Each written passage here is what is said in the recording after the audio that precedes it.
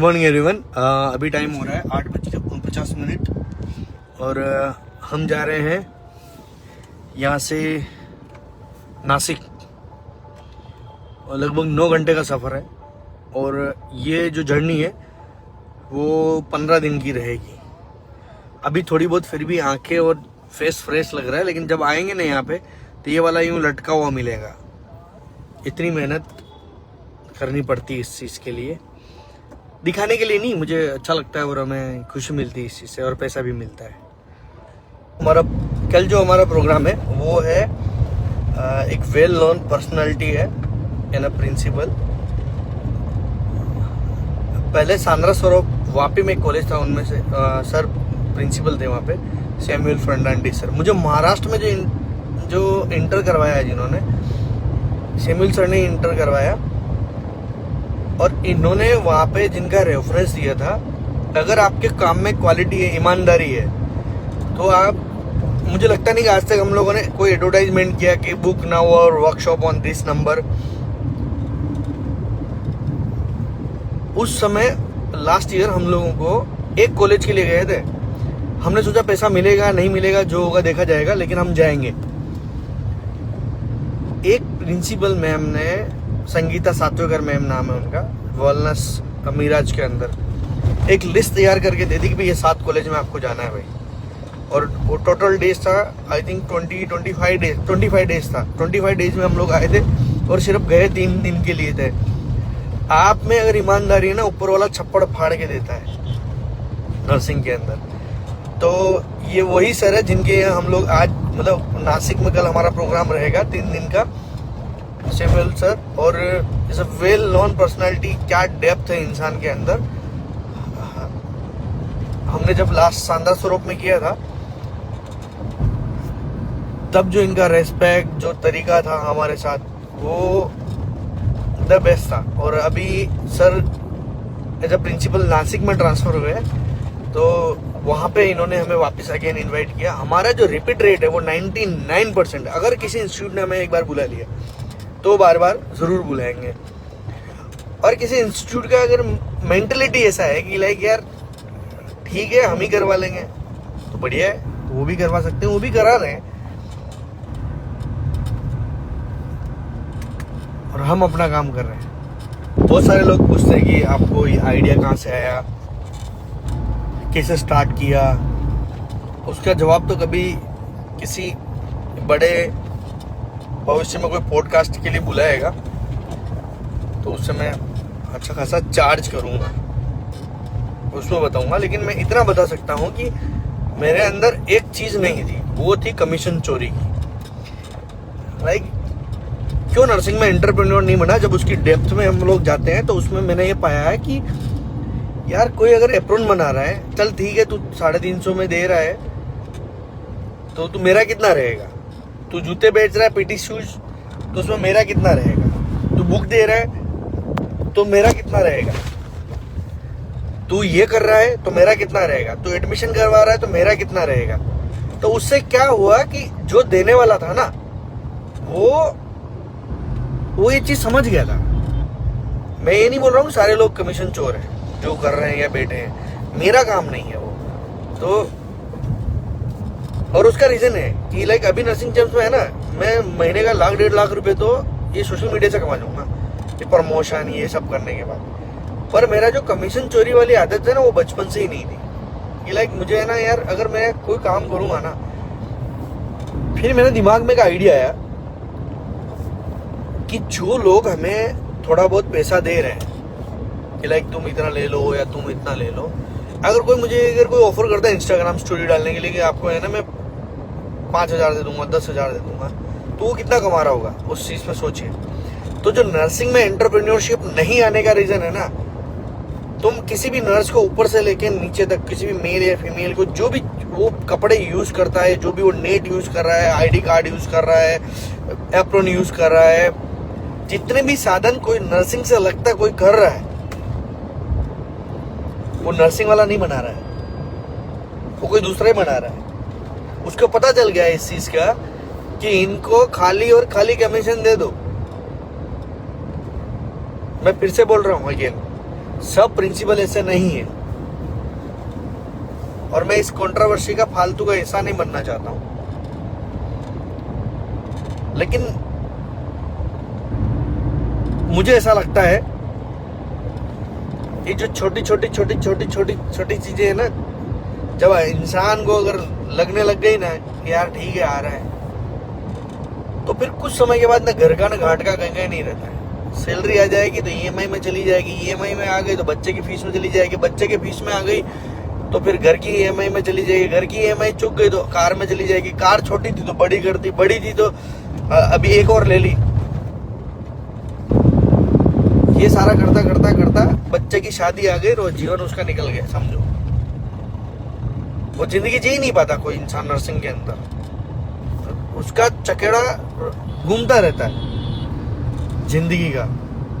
सो मेरा ऐसा मानना है कि नर्सिंग में एंटरप्रेन्योरशिप लेके आइए, कमाइए, बेहतरीन कीजिए, और बहुत बड़ा तक है, बहुत बड़ा मतलब बहुत बड़ा तक है जिसमें हम पैसा कमा सकते हैं।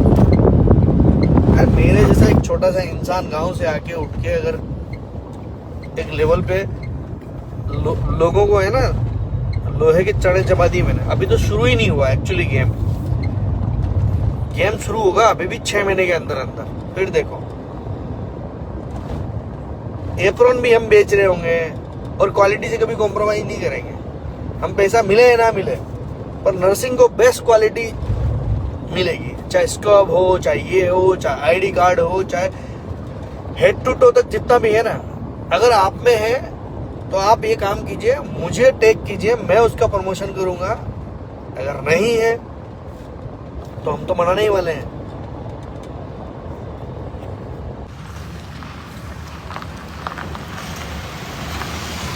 ये गाड़ी चला रहे हैं मकवाना साहब, और ये गाड़ी चलाएंगे अपने। जब गाड़ी नहीं ली थी नहीं थी अपने पास, तब ऐसा लगता था गाड़ी लेना है। फिर गाड़ी ली तो ऐसा लगता था यार ये गाड़ी छोटी है, लंबी वाली चलाएंगे कि उसमें मजा आता होगा, लंबी गाड़ी। तो फिर लंबी वाली ली। लंबी वाली लेने के बाद ऐसा लगा कि ऊंची वाली लेनी है।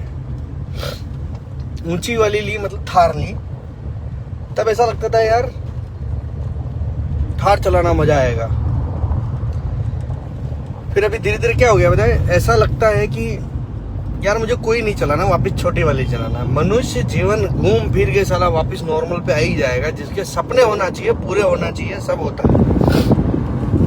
रही बात गाड़ी घोड़े की, तो मैं इतना बता सकता हूँ, जब मैं नर्सिंग में एमएससी पास किया, मतलब एमएससी स्टार्ट भी नहीं हुआ था, तब मैंने, और जब खत्म हुआ तब मैंने होंडा सिटी की ईएमआई चुका दी थी। और जबकि लोग एमएससी करने के बाद लोग जॉब ढूंढने जाते हैं। मोरल ऑफ द स्टोरी ये है, सब कुछ संभव है। सब कुछ होने के बाद वापस आदमी जीरो पे आता है कि मुझे गांव की जिंदगी चाहिए। शहर में कमाने गया तो वापस लगता है गांव जाना है। बड़ी गाड़ी ले ली तो वापस मुझे छोटी चलाना। अभी मेरे को ये लंबी गाड़ी, ऊंची गाड़ी, ऐसा नहीं कि मेरे को पैसा बचाने के लिए मैंने ये सीएनजी वाली ली है। टाटा है, कंफर्टेबल है, और मुझे छोटी गाड़ी अच्छी लगती। कहाँ दिमाग लगाना ऊंची नीची में, इधर उधर काटने में। लास्ट हम एंटरप्रेन्योरशिप की बात कर रहे थे। आपको पता है मैंने जितने भी कॉलेज किए ना,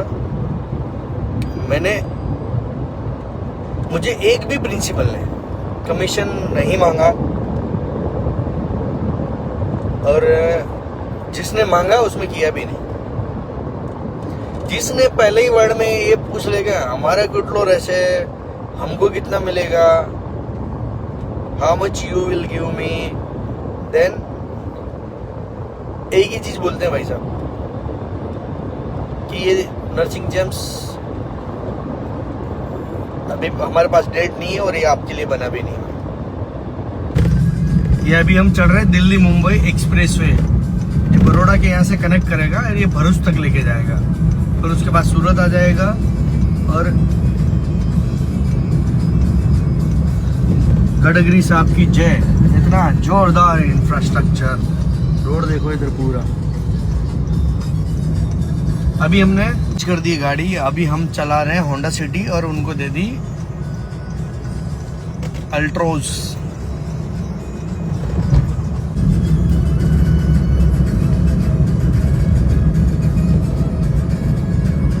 लिए पैकेट वाले थेपले, हम भी गुजरात में रह के थेपले के शौकीन हो गए, दिखाएंगे आगे नहीं रोक के।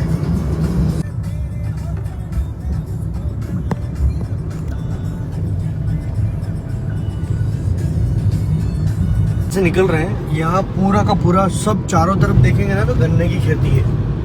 ये सापुतारा वाला रास्ता है, हम लोग नासिक जा रहे हैं, तो ये गन्ने जा रहे हैं। और ऐसा कहीं ज्यादा जिधर देखोगे ना ये सब गन्ने। हाई इसका जो रोड है इस एरिया में वो सबसे बेस्ट है।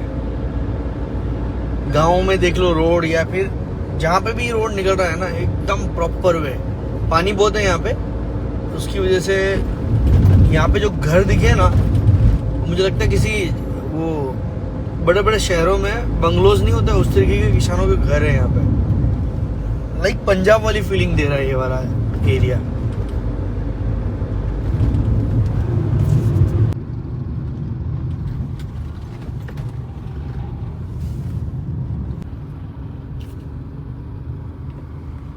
एक नवसारी के नर्सिंग कॉलेज की बस, श्री सत्य साई स्कूल ऑफ नर्सिंग।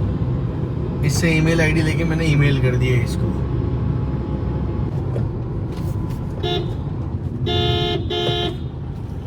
अभी हम हैं डांग जिले में और इसका खूबसूरत नज़ारा देखने के लिए हमने गाड़ी यहाँ से दिखी और वहाँ जाके रोकी। फिर हमने सोचा नहीं, यहाँ पे तो आनंद लिया जाएगा, चाय वाय पियेंगे यहाँ पे, बहुत बढ़िया है। हाँ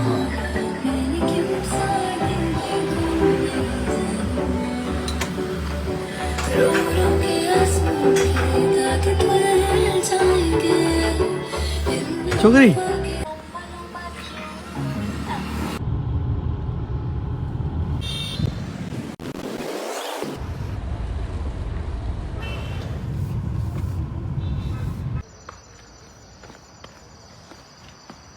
ने स्टार्ट की थी सुबह गाड़ी, और अभी बज रहा है 7:41, और अभी हम लोग नासिक 42 किलोमीटर दूर है। यस।